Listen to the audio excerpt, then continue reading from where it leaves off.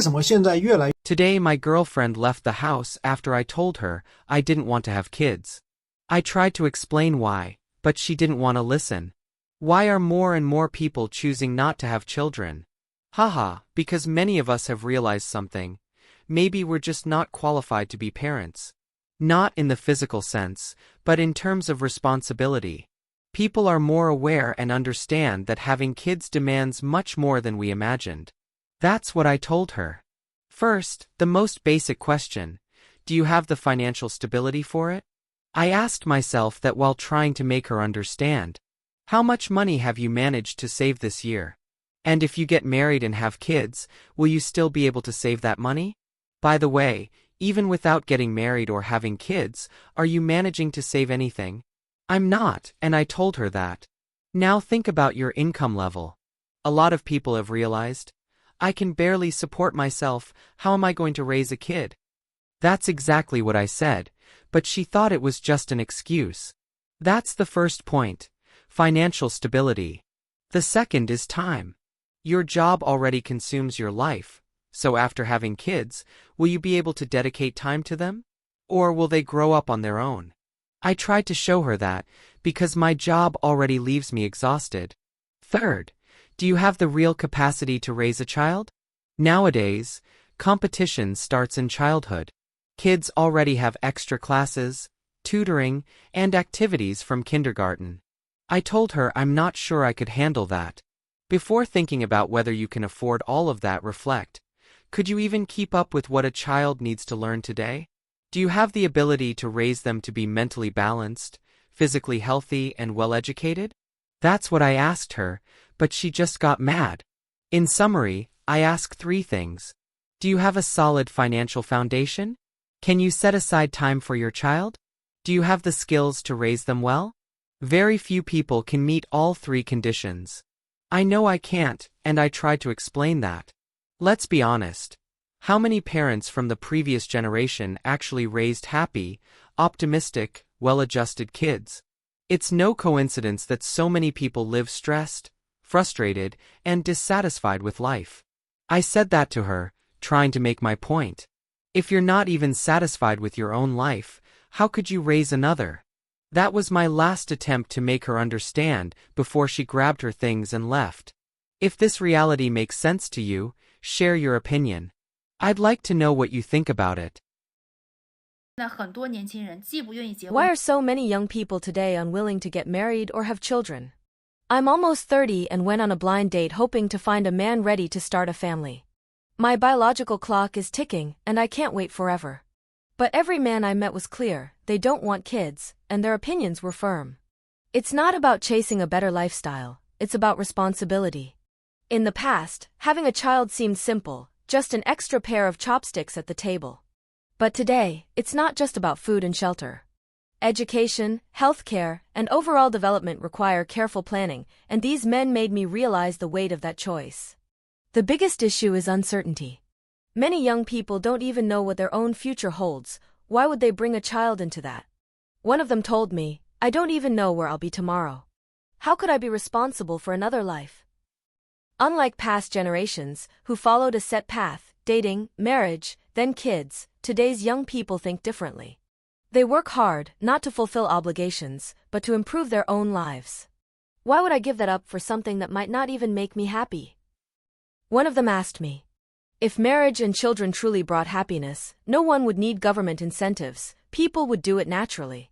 But if it only adds stress and lowers their quality of life, why go through with it? Another major concern is education. Raising a child today means endless expenses on classes and activities just to keep up. I can't afford that and still have a decent life, one of them admitted.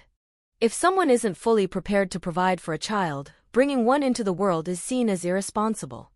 That's what every man at that blind date told me, and now, I can't stop thinking about it. This year, I turned 26, and to be honest, I don't want to have children. Why? Because I want to live as a human being, not just as a tool for society. I want to be a good son, not another cog in the machine, endlessly working to generate wealth for corporations while struggling to survive. What do I have to give back to my family? Nothing. From childhood to university graduation, My parents invested tens of thousands in my education, hoping I'd have a better future. But after all that, the job I found barely pays enough to cover my own expenses. Supporting my family? Impossible. And even if I push 5 years ahead, maybe I'll earn more. But then I'll have to deal with marriage, a mortgage, car loans, raising a child, paying for their education, saving for their future wedding. It never ends. And what about my parents? Am I supposed to tell them to keep working in their old age because I can't afford to take care of them? I refuse to be an unfilial son. That's why I don't want children. Haven't you noticed? In the past, people believed that having children meant securing support in old age. But does that still hold true? Absolutely not. Parents sacrifice decades raising a child, spending tens or even hundreds of thousands. But the moment that child graduates, they're thrown into a system where their entire salary barely keeps them afloat. Forget supporting their parents. Many can't even afford to have their own families. Some argue that having children isn't about financial returns. But as a son, shouldn't I at least be able to provide for my parents when they need me? If I can't even do that, why would I bring another life into this world just to suffer the same fate? Even if I get married in the future, I won't have children. My focus will be on ensuring that my parents have a comfortable old age, because they sacrificed their entire lives for me. I want to earn my money, pay off my debts, and live a fulfilling life with my wife. And whatever is left I will save, not for a child who would inherit the same struggles, but for my parents so that if they ever need a large sum of money, I can provide it. I refuse to raise another generation of workers trapped in this system, endlessly exploited, while the wealthy grow richer and the rest of us are left with nothing. Many young people are unwilling to have children. Today, I discussed this topic with my family again because I also agree with this perspective. To be honest, I have no plans to have children in the short term, as I haven't even found a partner yet. So, while discussing it with my family, they asked me why I don't want children. I simply said that the main reasons are the high pressure and the difficulty of making money. Another factor is that people today are more prone to anxiety. If you have a child, how will you raise them in such a competitive work environment? How will you take care of them? There are countless issues to consider. And, of course, the cost of living becomes even higher. I kept explaining all this to them, and then one of my relatives made a remark, saying that it all boils down to being poor and not making enough money. I agreed with that statement. But then they added something. If the government gave a 100,000 yuan subsidy for having a child, would you still refuse? At first I thought that made sense. If they gave such a subsidy, the birth rate would surely increase significantly. However, I believe this would actually create more problems. If people start having children just to get that 100,000 yuan subsidy, wouldn't that turn childbirth into a way of making money? Wouldn't that mean having kids without considering health or well-being? Imagine people having a baby every year just for the money. Would that be realistic? Of course not. I'm partly joking here, but let's think about it seriously. If someone who originally didn't want children suddenly decides to have one just for the subsidy, that means they had strong concerns before. Perhaps they feared not being able to provide a good life or a happy childhood for the child. That's a responsible way of thinking. But if someone who doesn't have the means to raise a child properly still decides to have one just for the money, my question is, what happens after the child is born? 100,000 yuan might sound like a lot, but in reality it won't last long. Within a year or two it'll be gone, and it won't even be enough. Formula milk alone can cost several thousand yuan a month. Then there are diapers, kindergarten fees, primary school expenses, extracurricular activities. Everything costs money. Raising a child today easily costs 300,000 to 500,000 yuan at a minimum. And that's assuming the child grows up smoothly, without health issues, conflicts, or unexpected problems. Even after university, many young people today just stay in their dorms, not even looking for part-time jobs, still relying on their families for money. This is the reality for many. So, there's no way a 100,000 yuan subsidy would suddenly boost the birth rate in a meaningful way. Even if it does increase, I don't think it would be a good trend because it wouldn't be natural. Do you know why so many people nowadays don't want children? If it were just a small minority, I'd say it's a personal choice. But look around, ask your classmates or your 20-something friends. I guarantee that at least half of them don't want children, fear marriage, or don't even want to get married in the first place. This mindset is very common. If so many people share the same view, shouldn't we reflect on whether this is just a problem with young people or if there are deeper issues at play? If only a few people had this mindset, I could accept that as an individual preference. But the truth is, most young people think this way now. Otherwise, the birth rate wouldn't keep dropping year after year, and by such a significant margin. If people were truly happy and satisfied, who wouldn't want to pursue a better life? Wouldn't they want to find a loved one, have children, and build a happy family? I believe that deep down, most people do have this desire. But why aren't they acting on it? Why are so many reluctant to have children, get married, or even find a partner? Frankly speaking, I'd say that for at least 80% of people, if not more, family issues are a major reason. Many people had unhappy childhoods. Well, maybe not necessarily unhappy, but at the very least, incomplete.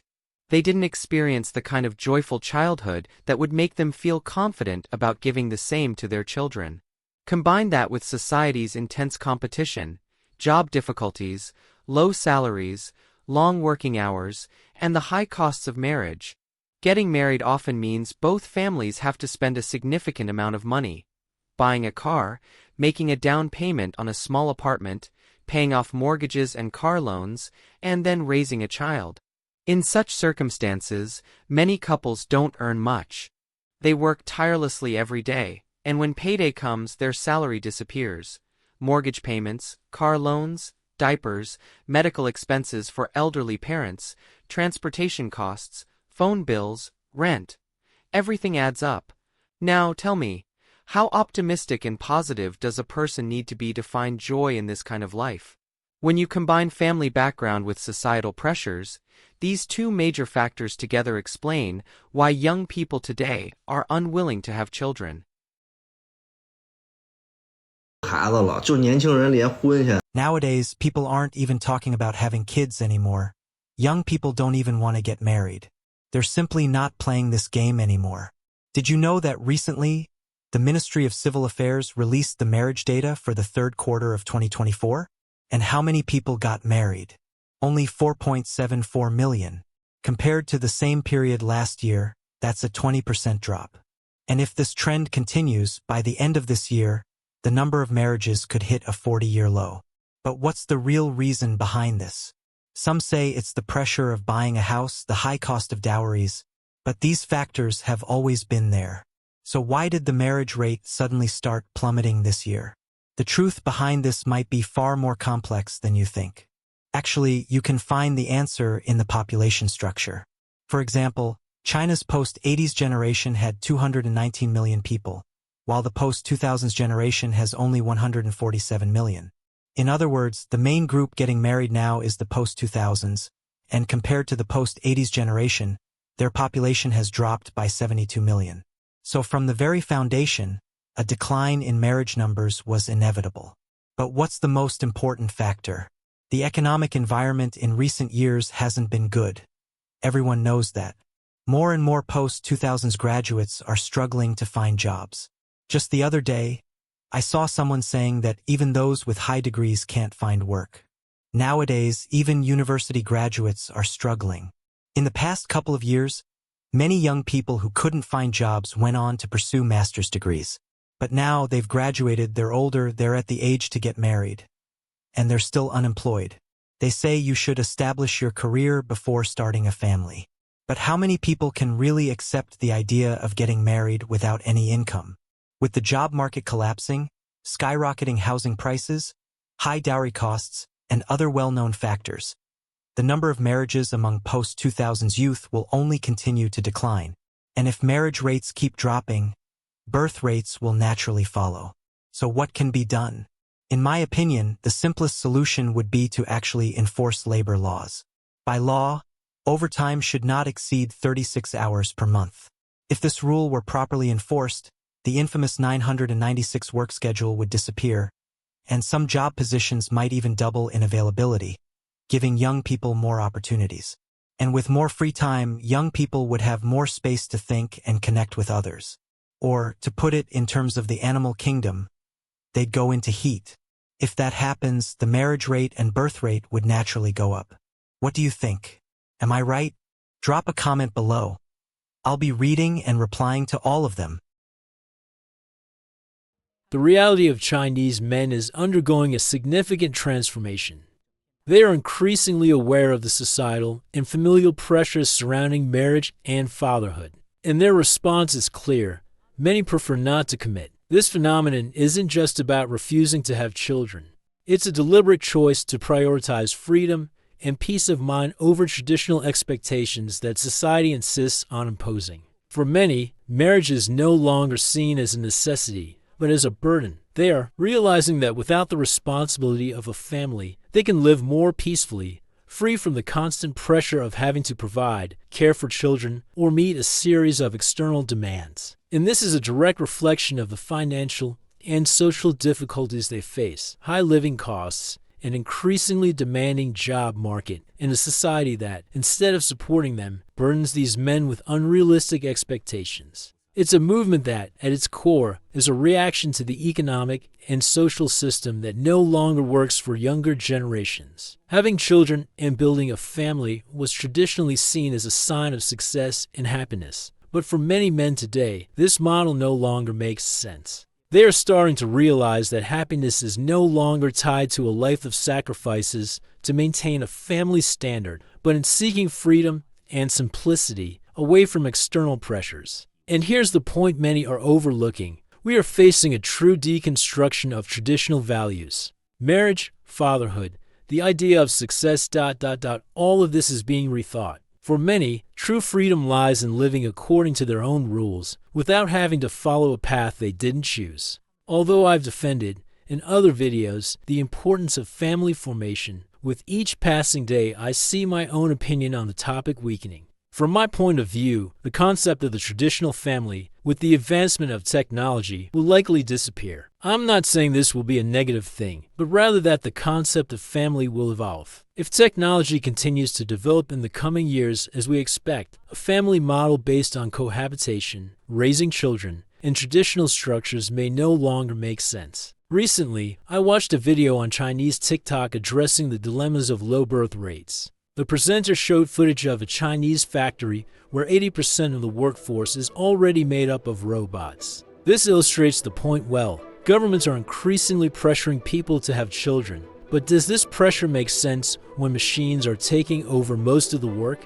In a few years, society's focus may be completely different. After all, what will the real need for more children be in a world where the workforce is increasingly automated? But what do you think about this topic? Leave your opinion in the comments. If you like this video, don't forget to give it a like and subscribe to the channel for more content like this. See you in the next video.